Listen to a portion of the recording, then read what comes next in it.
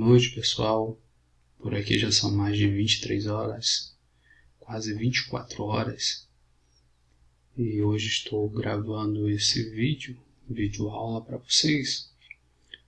Nesse processo todo, para darmos continuidade aos nossos assuntos de geografia, que são importantes, as grandes discussões geográficas. E agora nós vamos falar sobre, dando continuidade aos aspectos dos impactos ambientais urbanos, onde está falando sobre deslizamentos de terra, sobre ocupação irregular de encostas. E também vamos falar um pouco sobre as questões hídricas, escassez hídrica, falta de água mais conhecida. Então, os nossos dois assuntos para hoje, se der tempo aqui de eu finalizar esse vídeo, será sobre a ocupação irregular de encostas e também a questão da água, que posso trabalhar agora, nesse momento, com vocês, ou deixar para uma outra aula também. Então vamos de início, explorar logo de antemão as duas imagens iniciais aqui do nosso slide. Lembrando, para aqueles que não possuem e não têm créditos de internet, não possuem conectividade com a internet, esse material vai estar sendo disponibilizado em PDF para que vocês possam também estudá-lo. Ele está sintetizado com tópicos, com palavras-chave, de onde eu irei tratar a temática, certo? Mas também vocês podem pegar o livro de vocês, onde a referência vai estar no final desse PDF, Geografia em Rede, do Laias Furquim e do Adão, a partir da página 59 até a página 62. Então, ao observarmos as imagens, nós temos logo, de cara que nós podemos observar o deslizamento de uma área. Isso nós chamamos de descarrilhamento, de ocupação irregular. Isso daqui, óbvio, é o impacto gerado pelo ser antrópico. O ser antrópico é o homem, sou eu sou o antropos. Sou eu o causador e provocador desse tipo de situação. E aqui ao lado, uma imagem também para fazer uma aferição, uma analogia, uma alusão ao que nós iremos tratar sobre a questão da água. Então vamos aqui começar falando sobre as primeiras impressões do tema. Primeiro, problemas de deslizamento, eles decorrem do processo anacrônico urbano. O que é isso?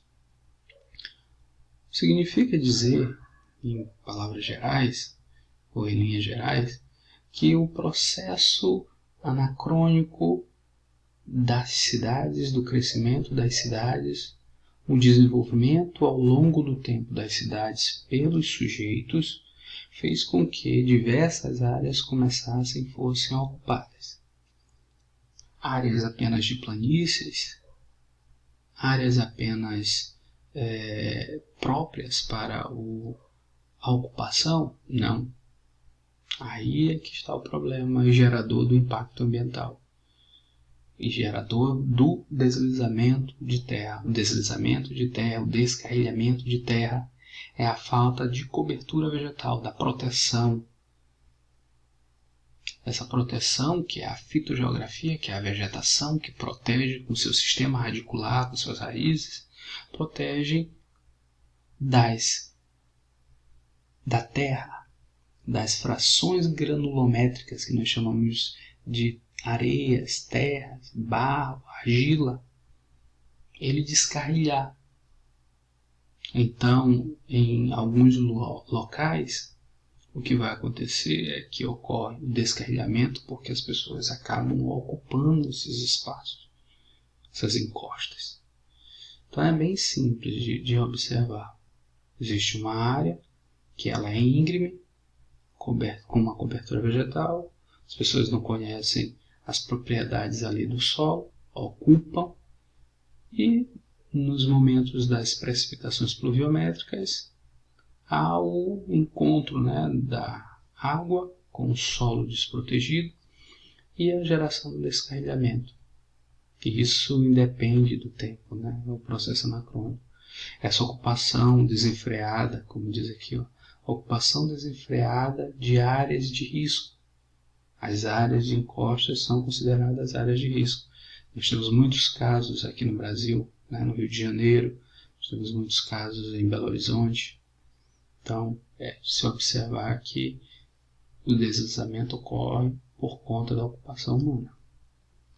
Então, veja aqui, nós temos essas áreas de favela e as áreas íngremes, como eu disse aqui. No momento em que é retirada essa cobertura vegetal, no momento que é retirada essas árvores, há uma grande possibilidade de deslizar. Então, o deslizamento causa um problema, né, letal, óbvio. Mas essas pessoas não têm para onde ir, óbvio. Uma das culpas dos culpados é a falta de política pública, política de habitação. E aí as pessoas não têm para onde ir, vêm para cá, colocam as vidas em risco. Todos os anos nós vemos casos que ocorrem de deslizamento de terra. E, como é notório, a região sudeste ela apresenta, né, uma ocupação desenfreada de áreas de risco. As pessoas ocuparam. A porção oriental do sudeste brasileiro ela é mais íngreme. Os aspectos topográficos mostram isso, que ela é mais elevada na região do Planalto Atlântico. Então, nós temos um mapa aqui que mostra essa situação. Então, aqui ó, no 7, esse ponto bem aqui no 7, tá? No Jurandir Santos Rossi, no primeiro ano, vocês viram isso daqui, são os mapas, né, da topografia, da classificação do relevo. Então, nesse mapa eu vou ter no 7, Planalto e serras do Atlântico Leste-Sudeste. Então, essa parte aqui ela é a parte mais elevada do nosso país. E as pessoas ocupam a região sudeste, Rio de Janeiro, e onde eu falei há pouco, Minas Gerais e Belo Horizonte. Professor, saindo do assunto do deslizamento de terra que causa danos severos, vai faltar água no mundo? Com tanta água no mar? Nós somos sabedores que a água nos oceanos, nos mares, é imprópria para consumo humano. Essa água que estamos falando aqui é água potável, água para o consumo humano, que ela é mínima. Então, os teóricos afirmam que vai faltar, obviamente, água no mundo.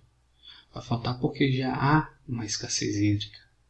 Aumento da população é o mesmo que reduzir os mananciais aquíferos de água, porque há um consumo maior, uma produção maior, as indústrias produzem mais, e são justamente as indústrias que usam mais. A indústria, a agricultura, que usam bastante a água.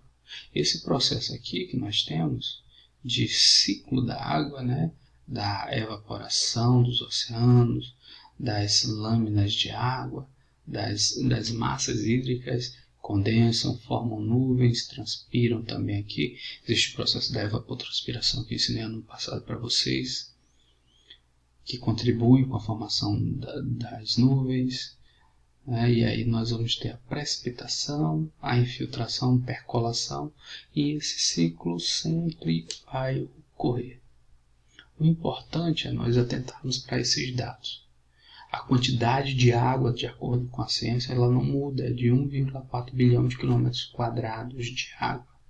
A população mundial que não para de crescer. Então, enquanto a água ela não muda no seu quantitativo, no seu tamanho, a população mundial, o contingente populacional, sim. Então, ao mesmo tempo que eu tenho o aumento da população, eu tenho uso hídrico. E isso vai gerar um estresse hídrico. São 783 milhões de pessoas que não possuem acesso à água no mundo. Isso é um dado lamentável.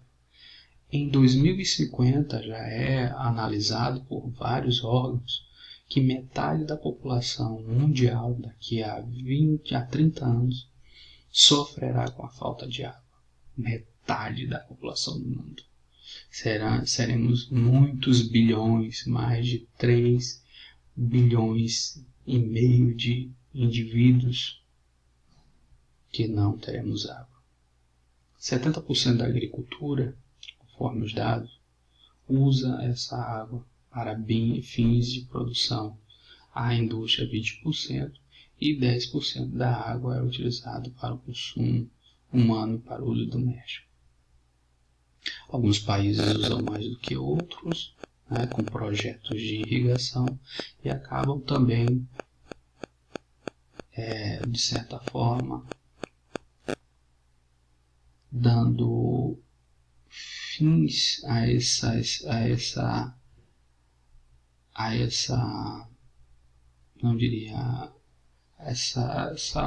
uso da água. O destino da água em alguns países, em projetos de irrigações, é perdido o uso. É um assunto que leva muito tempo para nós discorrermos. Os pontos centrais aqui que são importantes. Então existem países que usam mais água, mas ao mesmo tempo do seu uso, essa água ela é extraviada.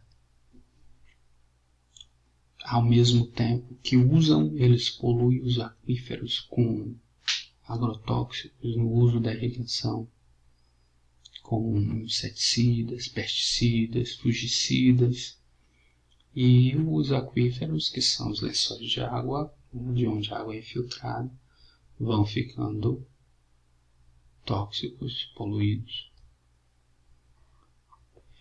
Como assim a água é desigual e a distribuição de água é desigual no mundo? Nós temos as maiores áreas que possuem água, ou mananciais de água, ou massas hídricas. O Brasil é um desses, Canadá, Rússia, África Equatorial, são as áreas privilegiadas. Já os países do norte da África, Oriente Médio, alguns países europeus vão ter problemas hídricos. Tem uma redução. É só nos lembrarmos da Somália, por exemplo, da Etiópia, de vários países do continente africano que possuem escassez hídrica. Então, a nossa referência da aula de hoje está baseada no próprio livro de vocês, como eu disse para pouco. Eu espero que vocês tenham compreendido o conteúdo na íntegra. Quando quiserem fazer algum questionamento, alguma pergunta, basta se dirigir ao Instagram, no direct do Instagram, ou enviar lá na sala do Google Classroom. Estou aqui para ajudá-los no que for possível. E essa é apenas a aula. Semana não haverá atividade, apenas na próxima semana que eu posso fazer atividade ou enviar mais uma aula. Fiquem em casa, fiquem bem. Até mais. Até a próxima aula.